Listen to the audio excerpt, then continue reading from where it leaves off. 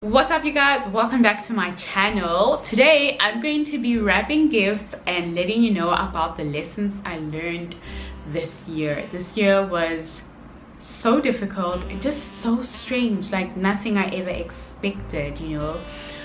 When I was pregnant last year, I was like, oh, I'm gonna give birth and then it's just gonna be this beautiful year and I'm gonna be taking my baby to the gym with me, blah blah blah blah blah. Little did I know that we'd be stuck indoors for like half the year. So I'm going to be wrapping these gifts. If you want to see what I bought for my family members, you can check out this video up here where I took you guys to the mall with me and then showed you what I got for each family member. But I'm going to be wrapping on my bed. So my bed is like on this side, but I'm also going to be chatting. I really suck at wrapping gifts. I don't know why. It's just like a tedious thing and they make it seem like super easy. And come to think of it, I should have just gotten the gift wrapping or gone to the gift wrapping service at the mall after purchasing my gifts. But it's fine, I'll do it myself. If you see me looking down, it's because I made notes on my phone. I broke my screen the other day and I was so devastated, but I've also had this phone for a very long time, so it's definitely time for a new one. Okay, so lesson number one that I learned in 2020 is that having a baby is a full-time job, you guys. Wow, just wow. I don't know how people have a second and a third and a fourth and a fifth. Some people have like 10 kids even, but having a baby is a full-time job. And whether you're a working mom or a stay-at-home mom or a work-from-home mom, it is a full-time job. And I just never expected it. I never expected it, you guys. Oh. I can't imagine what it's like for working moms. If you don't know, I'm a stay-at-home mom, or work-from-home mom actually. I have a baking business and I do YouTube, and next year I'm going to get into personal training, so you'll be seeing more fitness videos on here next year. So stay-at-home, work-from-home mom, plus looking after the baby, plus trying to make sure that my dreams and ambitions stay alive. I'm very type A personality, so very competitive, love to work and all of that jazz. Point number two is kind of linked to the first one. My second point is pick your partner wisely, you guys. So Sim and I have not known each other for a long time at all. This year we celebrated 2 years of being together. And so within the first year of knowing him, I fell pregnant with his child. But the way first of all, the moment, I wish I had filmed this, but I was so shook obviously when I took the pregnancy test. I did not have my camera on hand, you know, but the way he handled this when I told him I am pregnant, he was just so calm. He was like, okay, and what would you like to do about that? And I told him and he was like, okay, cool, you know. And he went to every appointment that he could go to with me. We were lucky enough that we had our appointments pre-COVID, and then we gave birth just before the lockdown in South Africa. So he was there for the birth with me, which is great. But everything, he's just so good with Zion, and Zion loves his daddy. When Sim comes home from work every night, Zion screams with excitement. And I'm like, you don't scream like that for me. But it's all good. Point number three is you can be up in a downtime. I experienced this 100% this year, where my life just went on an upward trajectory, and it wasn't even gradual. It was more like really up, you know. This has been the year. Okay, so I've been on YouTube for just over 2 years, but in this year alone, I have been able to gain over 12,000 subscribers. Obviously, because I think that had to do with the pandemic, people being at home, having more free time. But still, in the downtime, I was able to be on the up and up. And not just that, but So when Zion was born, I had kind of like 6 weeks of maternity leave. I say this because obviously I work from home, but then after 6 weeks I decided to start baking again. And I didn't realize that while I was on my maternity leave, people were dying because they're not eating cake. But my business has been doing so well, and I'm really grateful for that. I just never expected it once again. Point number 4, let's see. There's no right time to start a business. So point number 3 and 4 are linked. And I say this, and I know there are people that are going to say, oh yes it is, you need to look at the economy, you need to look at your situation, blah blah, and I 100% agree with all of that. But like I said, this year, like last year, I was still baking, but I didn't really take it seriously. I had this huge imposter syndrome around baking because I just used to go on Instagram and look at other cake artists and think, oh, they're so much better than me, I can never be as good, blah blah blah. Mind you, like I actually went to culinary school, and some of the Instagram cake artists are self-taught. So why on earth would I think I'm not good enough when I went to culinary school and I can actually do this? But like I say, there's no right time to start a business, because this year I wasn't like, oh, but nobody's gonna want to order a cake because we're in a pandemic, and nobody's gonna want to order a cake because everyone knows that you just had a baby and they don't really want to bother you, blah blah blah.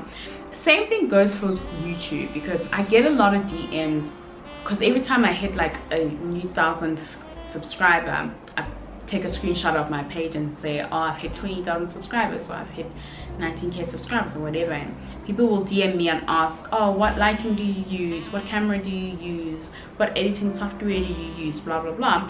And I never waited until I was like, okay, I've got the right lighting, I've got the right editing software, I've got the right setup. Like I'm literally in my room filming this, and I only got a ring light this year.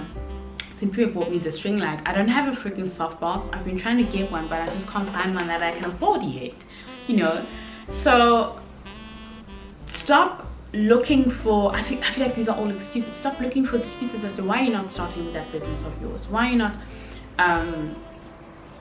starting your YouTube channel and all of that jazz. It really is no right time. There are people that have started businesses in this pandemic and they are doing really, really well. Now moving on to point number 5. This is a big one for me because I'll explain why, but anyways, point number 5 is that no man is an island. You guys, I have big trust issues.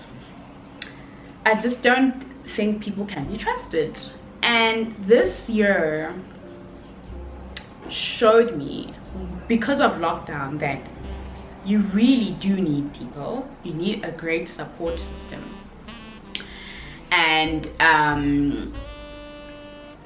yeah, you can't do life by yourself. Like, it takes a village. That's why people say it takes a village. So during lockdown,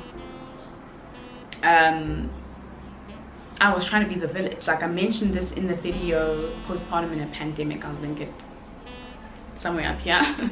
Still don't know where that freaking icon goes, you know, 2 years into making YouTube videos. But anyways, check out the postpartum in a pandemic video. But I was explaining how I'm trying to be a village. Simpy was also trying to be the village, and it was just us two and my brother, and it was, I mean, we survived, but it was really, really hectic, you guys. So yeah, no man is an island. Don't try to do things by yourself. Whether that's in business, you cannot grow your business in a vacuum. That's one thing I've also learned this year. So no man is an island applies to me in my life, in different areas of my life, in motherhood, in my business, in social media, and all of that jazz. Don't try to do things by yourself. And that also just is a great reminder for me for next year, because I do so many different things, like I said, baking, YouTube, personal training soon, content creation, all of these things.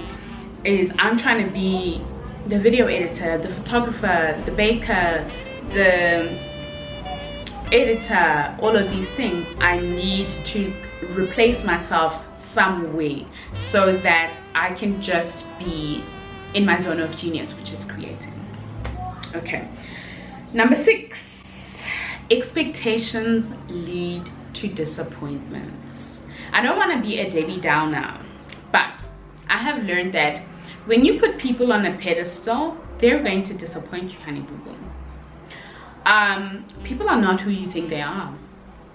You will think somebody is a certain way, and then boom, surprise, they're not who you think they are. And I think this goes for a lot of people in my life that are older, like I'm talking about much older than me. As black people, we're taught that older people are never wrong. Older people they don't lie, just what they tell us. Older people don't tell lies. Oh honey, they be lying.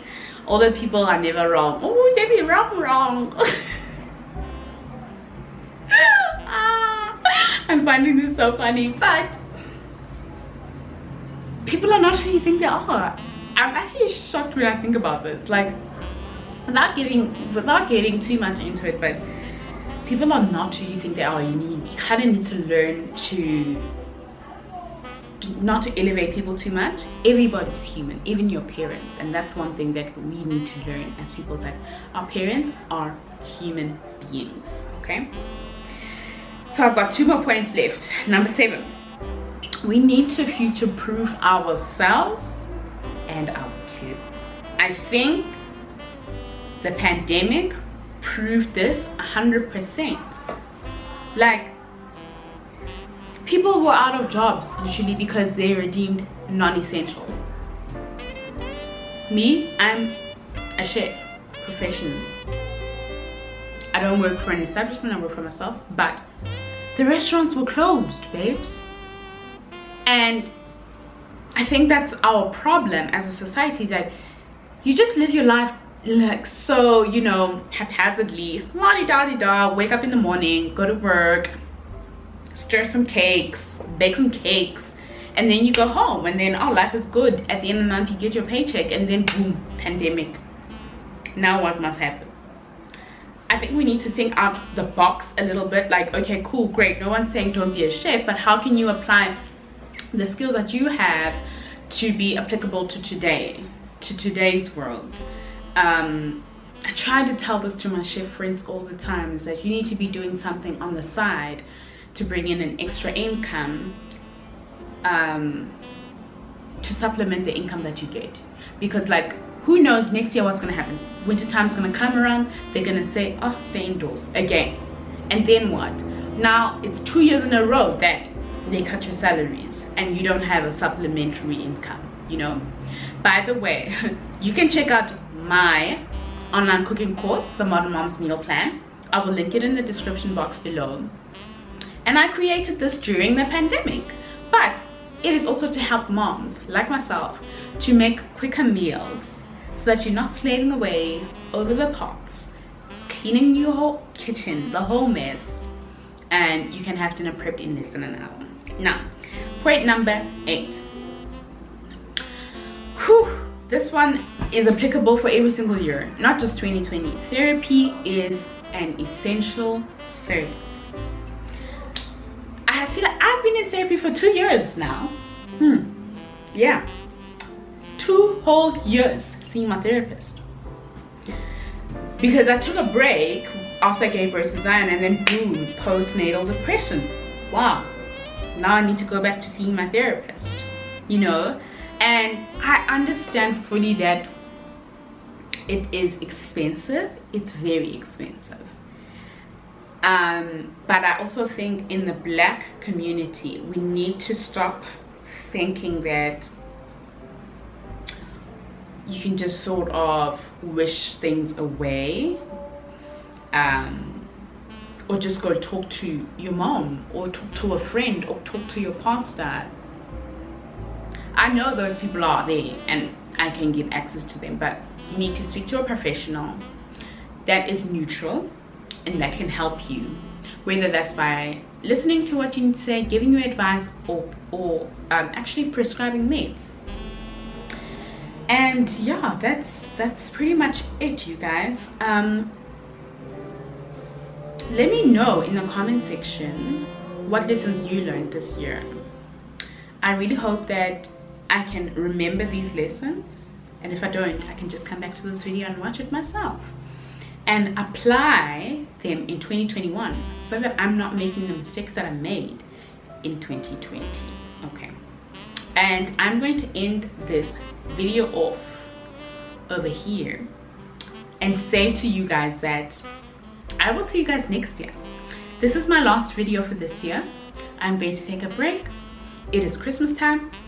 I will be vlogging Zion's first Christmas, and I will upload that in the new year. So when you see Zion's first Christmas video in the new year, don't be surprised. Don't be like, girl, Christmas was like last year. I'm taking a break, but I'll vlog everything. Zion's first Christmas, Zion's first New Year's Eve or New Year's Day, and all of that beautiful jazz, and I will be back uploading next year. And we conclude this video over here. Thank you so much for supporting my channel during this year, and I hope next year that we can grow even bigger and better. Next year, my goal is to hit 40k subs. I think we can do that. But anyways, thank you for watching. Don't forget to subscribe and share this video with somebody you think can benefit from this.